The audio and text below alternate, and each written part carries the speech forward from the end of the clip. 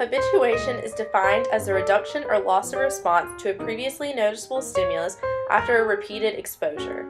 In experiments demonstrating habituation, a subject is exposed to a stimulus and the response is measured.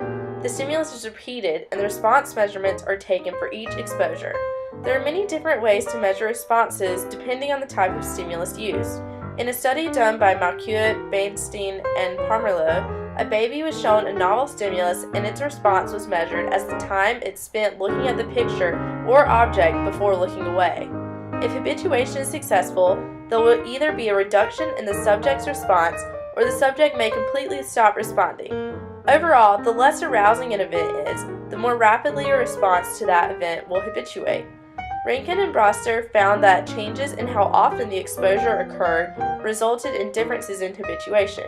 When experiments included stimulus presented with small interstimulus intervals, habituation happened faster, but recovery from habituation was more rapid as well.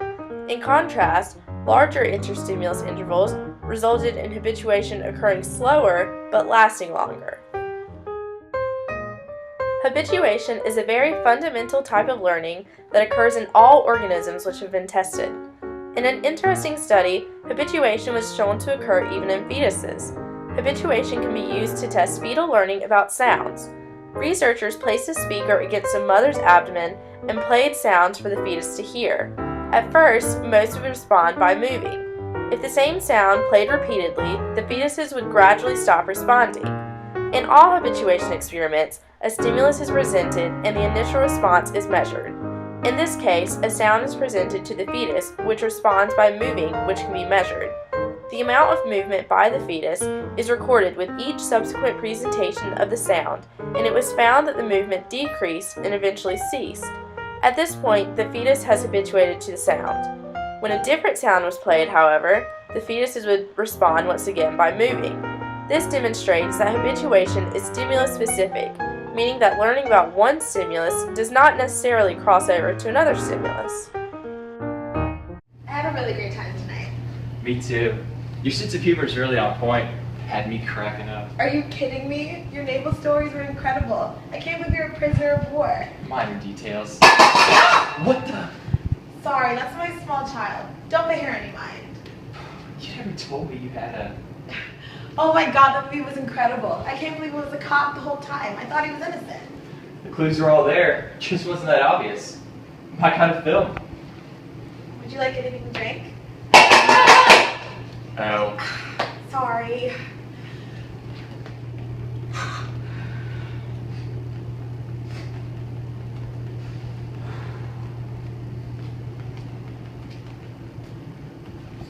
There you are. I was wondering when you'd get here.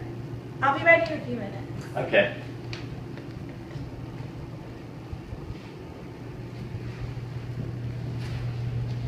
Hey, are you that one man my mommy keeps seeing? Hello? I'm right here. Hello? Hey! Oh. You learning quickly. The best way to shut her up is to ignore her. What? Oh. I didn't even realize she was here. Even better? Habituation is a decrease in the strength or occurrence of a behavior after repeated exposure to the stimulus that produces that behavior. In this video, we see Will become habituated to the tantrums and sounds of his girlfriend's child. At first, Will is startled by the child's tantrum. The first few occurrences, the noise bothers Will, but after many dates, he becomes accustomed to ignoring the child until he no longer notices her making sound at all. This lessened response to a repeated stimulus is called habituation.